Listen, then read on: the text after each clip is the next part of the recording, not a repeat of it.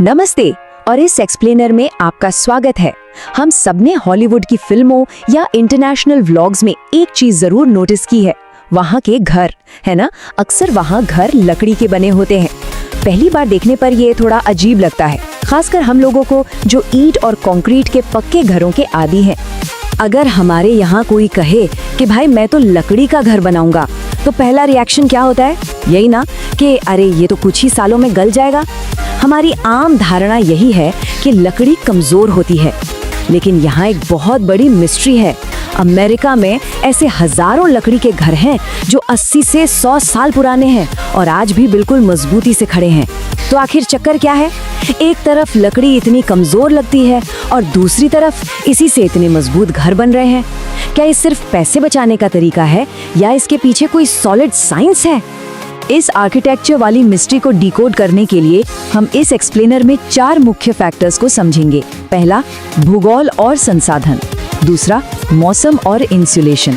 तीसरा, भूकंप से बचाव। और चौथा, कंस्ट्रक्शन की स्पीड। चलिए बिना किसी देरी के पहले पॉइंट पर आते हैं।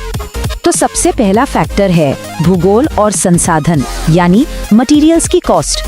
ये हर जगह अलग अलग होती है और यही सीधे तौर पर तय करती है कि घर कैसे बनेगा। अमेरिका काफी विशाल देश है, जहाँ बहुत बड़े बड़े और घने जंगल फैले हुए हैं।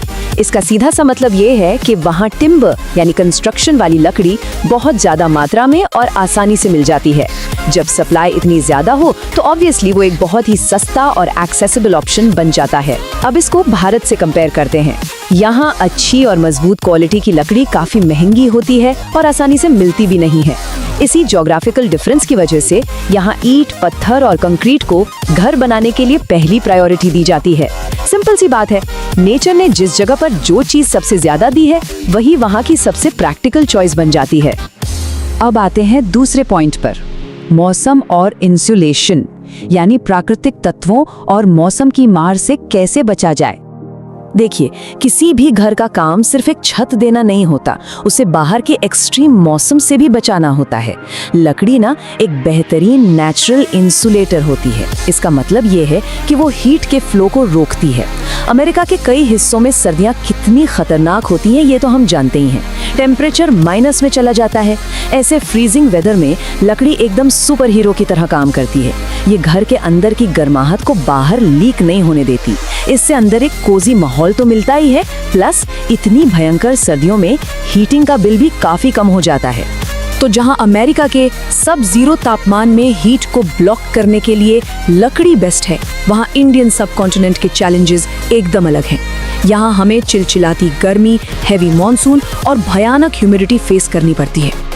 ऐसे एक्सट्रीम और नमी वाले मौसम में लकड़ी बहुत जल्दी खराब हो सकती है। इसलिए यहाँ कंक्रीट और ईंट के घर गेम चेंजर साबित होते हैं, क्योंकि वो इन तीनों चीजों को, गर्मी, बारिश और नमी, बहुत ही आराम से हैंडल कर लेते हैं।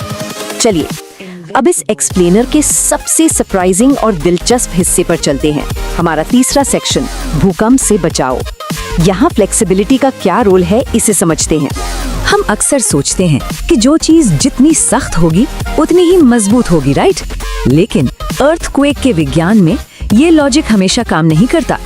असली मैजिक है स्ट्रक्चरल फ्लेक्सिबिलिटी, यानी किसी बिल्डिंग मटेरियल की वो काबिलियत जिससे वो बिना टूटे भूकंप के झटकों को सह सके, थोड़ा मुड़ सके और हिल सके। लकड़ी बाय नेचर एक फ्लेक्सिबल मटेरियल है।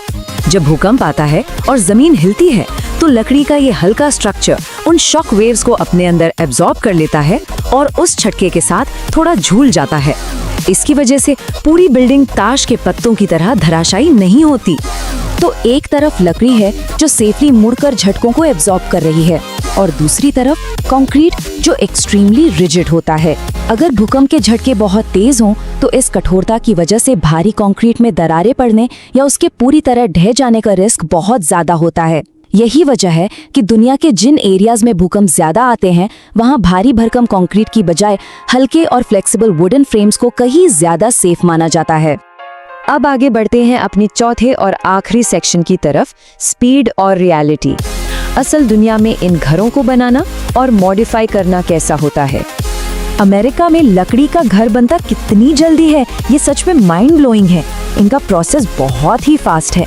सबसे पहले प्री फैब्रिकेशन, यानी घर के ज्यादातर हिस्से पहले से ही फैक्ट्री में रेडी कर लिए जाते हैं। फिर उन पार्ट्स को सीधा कंस्ट्रक्शन साइट पर ट्रांसपोर्ट किया जाता है। और फाइनल स्टेप, बस कुछ ही हफ्तों के अंदर इन पार्ट्स को रैपिड स्पीड में असेंबल करके पूरा का पूरा घर खड़ा कर दिया जाता है। इसके ऑपोजिट ईंट और सीमेंट से बनने वाले घरों में महीनों लग जाते हैं, क्योंकि ऑलमोस्ट सारा काम साइट पर ही मैनुअली होता है। अगर प्रैक्टिकली देखा जाए तो दोनों के अपने अपने फायदे और नुकसान हैं। जैसे अगर लकड़ी के घर में कोई रीमॉडलिंग करनी हो, मान लीजिए कमरा बड़ा करना है या दीवार हटानी है, तो ये काम बहुत फास्ट और इजीली हो जाता है।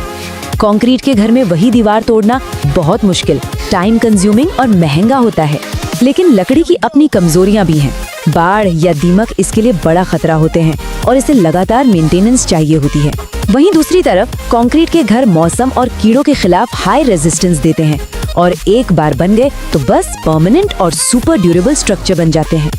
वैसे एक इंटरेस्टिंग फैक्ट ये भी है कि ऐसा नहीं है कि भारत में लकड़ी के घर होते ही नहीं हैं। लोकल एक्सेप्शंस हमेशा होते हैं। भारत के ही पहाड़ी राज्यों जैसे हिमाचल प्रदेश और उत्तराखंड में आज भी ट्रेडिशनली लकड़ी के घर काफी बनते हैं। वहाँ की ज्योग्राफी और ठंडा मौसम ठीक अमेरिका की तरह लकड़ी के स्ट्रक्चर्स के लिए एकदम परफेक्ट एनवायरनमेंट क्रिएट करते हैं। तो इस पूरे एक्सप्लेनर का बॉटम लाइन क्या है? वो ये कि परफेक्ट बिल्डिंग मटेरियल जैसी कोई एक चीज नहीं होती। लोकल क्लाइमेट, रिसोर्सेज और जियोग्राफी ही ये डिसाइड करते हैं कि बेस्ट मटेरियल क्या होगा। अमेरिका में लकड़ी के घर बनाना वहाँ के जंगलों और सर्दियों के हिसाब से 100% लॉजिकल है, और यहाँ कंक्रीट और ईंट हमारी एक्सट्रीम गर्मी और मॉनसून को परफेक्टली हैंडल करते हैं। ये सब एकदम प्योर साइंस और जियोग्राफी का कमाल है। अब जाते जाते एक बड़ा सवाल जिसके बारे में हम सबको सोचना चाहिए। जिस तरह से ग्लोबल क्लाइमेट चेंज हो रहा है और एक्सट्रीम वेदर लगातार बढ़ रहा है, आने वाले कल की बिल्डिंग मटेरियल्स को खुद को कैसे अडेप्ट करना पड़ेगा? क्या फ्यूचर के घर लकड़ी और कंक्रीट का कोई एडवांस्ड हाई टेक मिश्रण होंगे? ये भविष्य के लिए एक बहुत ही जरूरी सवाल है। इस एक्सप्लेनर में साथ जुड़ने के लिए बहुत शुक्रिया। हमेशा उत्सुक बने रहें।